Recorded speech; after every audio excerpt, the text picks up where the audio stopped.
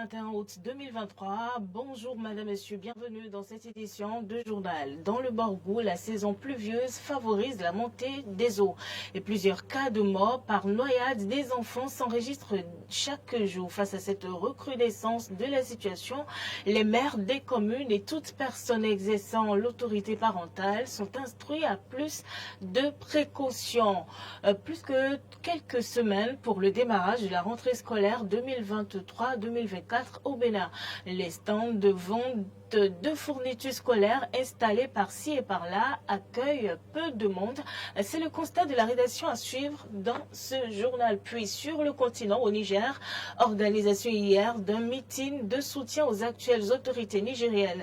Ces manifestants disent montrer leur résilience face à l'institution ouest-africaine. Voilà pour le sommaire. Restez avec nous pour le développement.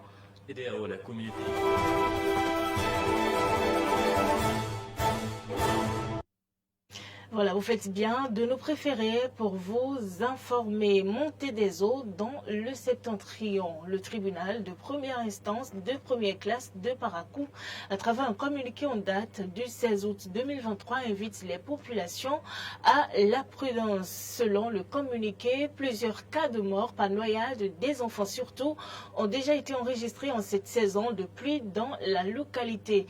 Le tribunal appelle à la prudence de la population et rappelle aux parents et personnes exerçant l'autorité parentale que conformément aux articles 10 et 12 du Code de l'enfant, ils ont l'obligation de protection et de surveillance des enfants. Ils se doivent alors de prendre toutes les mesures nécessaires aux fins d'assurer leur responsabilité. Par ailleurs, il est rappelé aux maires de procéder à la signalisation des coups d'eau par des panneaux conformément aux instructions du garde des Sceaux qui leur ont été notifiés. Le parquet d'instance près le tribunal de première instance de première classe de Parakou mettra en œuvre les poursuites subséquentes en cas de tout manquement.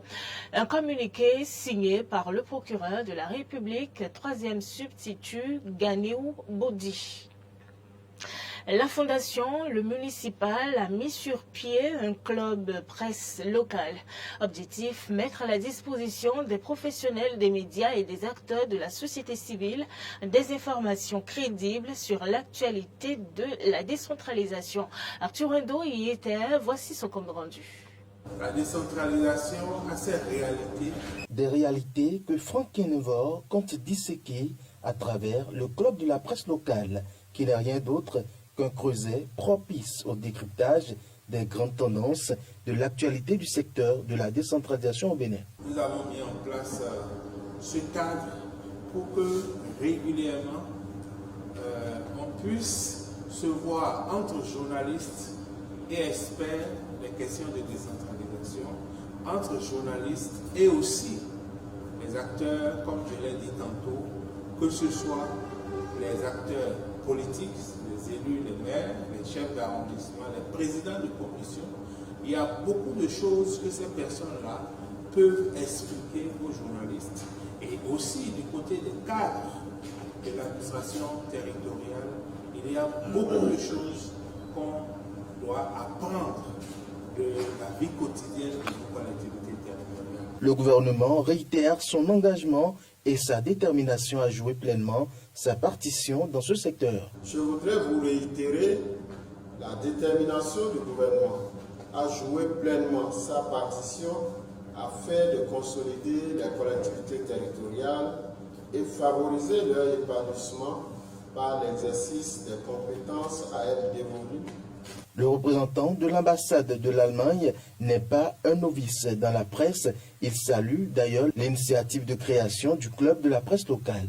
Moi-même, j'ai commencé ma vie professionnelle dans une presse locale à côté de Francfort sur le Mer en Allemagne. Donc, je connais très bien l'importance de presse locale. Je veux vous saluer encore une fois pour le bon travail et je vous souhaite une bonne chance à l'avenir au sein de la presse locale au Bénin. L'autre objectif de cette initiative de la Fondation Le Municipal est de mettre à la disposition des professionnels des médias et des acteurs de la société civile des informations crédibles sur l'actualité de la décentralisation. Le Bénin a révélé à l'Université d'État de New York à Purchase aux États-Unis à travers un projet de Arne Kern, professeur agrégé d'études cinématographiques, doyen de la stratégie globale et des programmes internationaux et directeur du Center for Engagement. Pour mieux comprendre de quoi il s'agit, nous avons interrogé Shams Linkman, producteur télé vivant à Philadelphie. Il a répondu aux questions de Morilano Agua. L'université s'appelle Purchase University et c'est dans l'État de New York. Et la dame qui est la directrice des relations internationales, elle s'appelle Anne Kern. Et le jour où je l'ai rencontrée il y a quelques années, elle a dit je suis allé au Bénin, j'ai appris à connaître le Bénin parce que c'est une université qui fait la promotion des arts dans le monde. Donc, ils sont spécialisés dans les arts, tout genre d'art.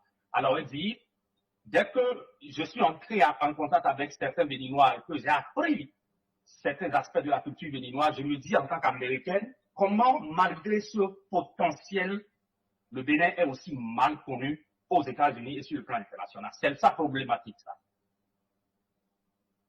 Et comme elle travaille dans une université sérieuse et qu'ils ont les moyens et qu'ils font des appels de fonds, elle a commencé maintenant par faire venir des artistes du Bénin, des groupes de musique, et elle a promu Angélique Ido dans son université, elle a fait venir énormément de gens.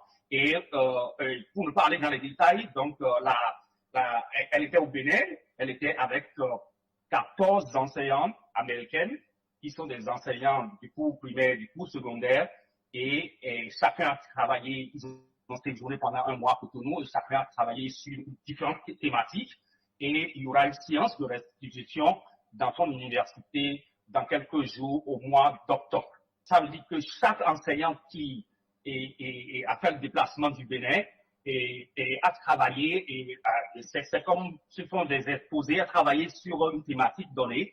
Donc, et les étudiants de l'université seront là, il y aura peut-être 1000 personnes, 500 personnes, et chacun va faire un exposé. Donc, nous aurons droit à 14 différents exposés qui auront pour but de montrer certains aspects de la culture béninoise. Et de vendre le Bénin auprès des États-Unis, il faut le dire comme ça, auprès des citoyens américains. Absolument, c'est l'objectif. Qui vont assister à cette présentation. Bien sûr. Et maintenant, en prélude à cette présentation, parce que quand ils étaient au Bénin, ils ont eu la chance de rencontrer le célébrissime artiste que tu connais, Romuald Razoumen. Bien sûr. Et il leur a montré son travail. Donc, ça a abouti sur une collaboration. Et Romuald Razoumen est en train d'arriver ici à New York. Et il va faire son vernissage le 6 septembre. Et j'y serai. Et je crois que chaque Béninois, quel que soit l'endroit où il se trouve, devrait normalement être cet ambassadeur-là. Il n'a pas besoin d'être un ambassadeur ou un consul général. Il devrait être cet ambassadeur-là pour connecter ces gens-là de bonne volonté. Parce que ces gens-là ne demandent rien aux contribuables béninois. Ils prennent l'argent du contribuable américain pour pouvoir mettre le Bénin à merci, à révéler le Bénin. Et je crois que ça entre, malgré qu'elle n'est pas politique, ça entre dans la vision du chef de l'État de faire du Bénin un Bénin révélé en réalité. Nous allons espérer vous avoir le 6 septembre, le 7 septembre sur le vernissage de Romuald Razoumen aux États-Unis, mais également sur cette conférence qui aura lieu dans cette université. Rappelez-nous le nom de l'université, s'il vous plaît. Purchase University, dans l'État de New York. See you next time. Yes, thank you. Voilà, les vacances scolaires s'achèvent bientôt. Dans moins de mois, écoliers et élèves reprendront le chemin des classes. Mais la crise économique généralisée qui bat son plein dicte sa loi aux parents d'élèves au Bénin. Ils se rendent timidement vers les stands de vente de fournitures scolaires. C'est le constat d'Arthur Indo. Regardez. Mon papa m'a acheté ça quand je suis contente. Oui, Marlène est contente. Son père lui a acheté un joli sac. Avec ce sac, Marlène fera la maternelle cette année. Tout comme le père de Marlène, Ils sont nombreux à ne pas attendre les dernières heures. Je commence déjà par préparer la rentrée parce que c'est dans moins d'un mois, donc je préfère m'y prendre tôt pour ne pas avoir stressé à la dernière minute. J'ai été à l'école, j'ai demandé la liste et puis voilà, elle est déjà disponible. Je viens prendre des livres, des cahiers, enfin tout ce qu'il y a comme fourniture scolaire, quoi. Il faut qu'on commence à acheter les choses un peu pour ne pas être trop surpris par le temps. C'est pour cela que je suis là. C'est pour venir acheter les fournitures scolaires, des cahiers, des livres. Du côté des vendeurs de fournitures scolaires, l'affluence n'est pas encore au rendez-vous. La vente est timide et pour ces quelques personnes qui viennent, ils se dirigent vers le stand des cahiers. Les gens viennent ici, mais pas... Bon, il y a d'autres personnes qui viennent ici acheter, mais ils ne sont pas encore sortis comme... C'est-à-dire on ne sent pas qu'il y a la rentrée, quoi.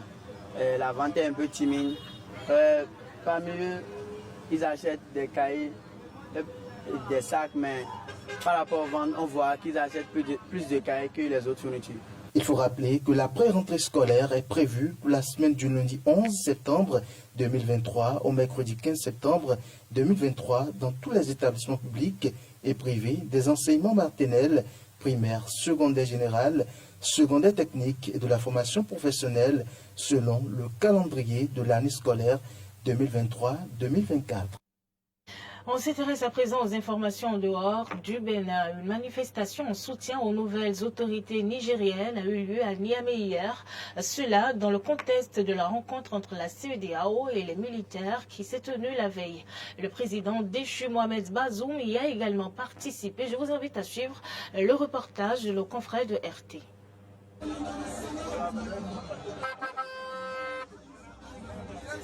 Les habitants du Niger sont sortis dans les rues du Niamey, la capitale du pays, pour soutenir les militaires arrivés au pouvoir à la suite d'un coup d'État. Ils scandaient des slogans hostiles à la France et à la CEDEAO, la communauté économique des États de l'Afrique de l'Ouest, qui conteste la destitution de Mohamed Bazoum. Des musiciens ont également rendu hommage en chanson aux militaires au pouvoir.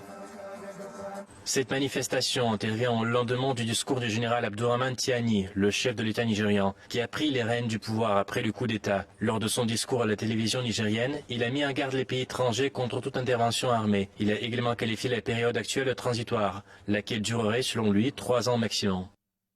Dans ce cadre, les forces vives qui y seront conviées s'attelleront dans un délai de 30 jours à formuler des propositions concrètes devant conduire 1. À définir les principes fondamentaux devant régir notre transition. 2. À définir la priorité de la transition dont la durée ne saurait aller au-delà de 3 ans. Je affirme ici que notre ambition n'est pas de confisquer le pouvoir. Je réaffirme aussi notre disponibilité à tout dialogue pour autant qu'ils tiennent compte des orientations voulues par le peuple nigérien, fier et résilient.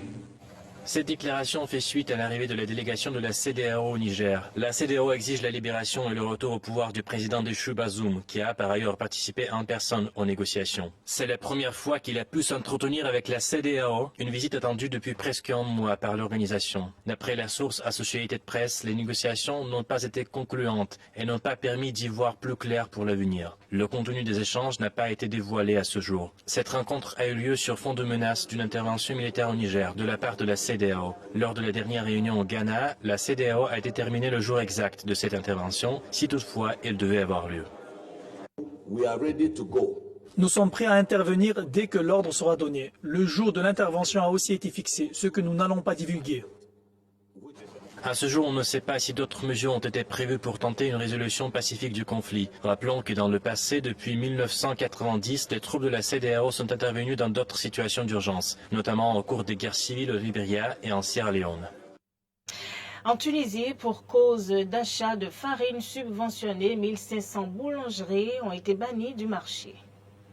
La crise liée à la pénurie de pain se poursuit en Tunisie. Les files d'attente s'allongent devant les boulangeries tunisiennes. Les médias locaux font état de l'arrestation du dénommé Mohamed Bouanan, président de la chambre syndicale des propriétaires de boulangeries, lequel est en garde à vue depuis le 17 août, pour suspicion de monopole et de spéculation avec des denrées alimentaires subventionnées. Les citoyens ont pris la parole. Le citoyen tunisien fait face à une nouvelle réalité, des files d'attente interminables pour acheter du pain causées par l'énorme pénurie de farine. La situation est plus difficile encore pour les citoyens qui chaque jour trépignent dans ces files d'attente, car il y a des boulangeries qui ne travaillent pas. Dans ce cas, ce sont des efforts complètement vains. Cela doit être réglé au plus vite possible. En tant que propriétaire d'une boulangerie, je reçois la farine de l'État comme avant. Mais la pression à laquelle on est confronté cet été est liée à l'explosion de la demande de pain. Nous demandons à l'État d'attribuer de nouvelles licences aux boulangeries officielles.